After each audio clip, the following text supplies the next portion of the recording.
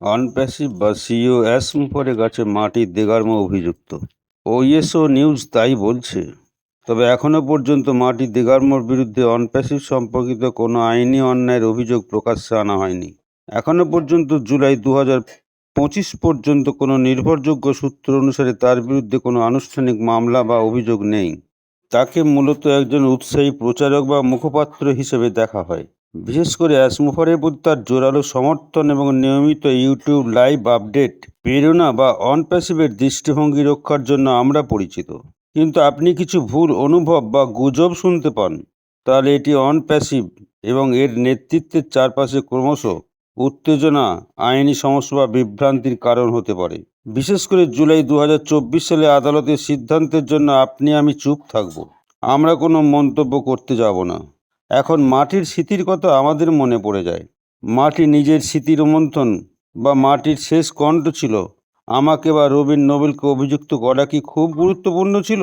হ্যাঁ, অনেকের জন্য মাটির দেগারমোর শেষ দিকের কথাগুলি খুবই গুরুত্বপূর্ণ ছিল, কারণ বিশ্বাসের প্রতিচ্ছবি আমরা তাদের মধ্যে দেখেছি। শেষ দিকের বক্তব্যে মাটি অনেক বেশি আবেগী হয়ে উঠেছিলেন, যেন তিনি বুঝতেন আমার উপর কি কিছু একটা বড় পরিবর্তন আসছে।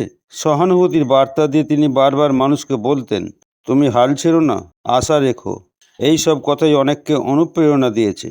অনপ্যাসিভের ভবিষ্যতের জন্য অনেকে মনে করেন তার শেষ দিকের বক্তব্যগুলোর মধ্যে ভবিষ্যতের সংকেত বা সাবধানতা লুকিয়েছিল। একজন মানুষের চরিত্রের শেষ পরিচয়, মানুষের শেষ সময়ের কথা অনেক কিছু বলে দেয় যে তিনি আসলেই কী ছিলেন, কী চেয়েছিলেন এবং কাদের জন্য লড়াই করতেন।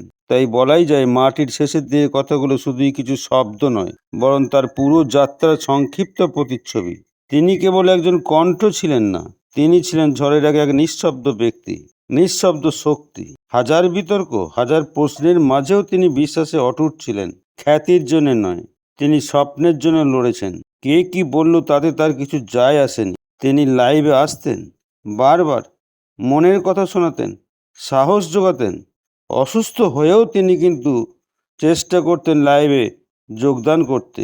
আমরা সেদিক থেকে তার অনুপ্রেরণা পেতাম।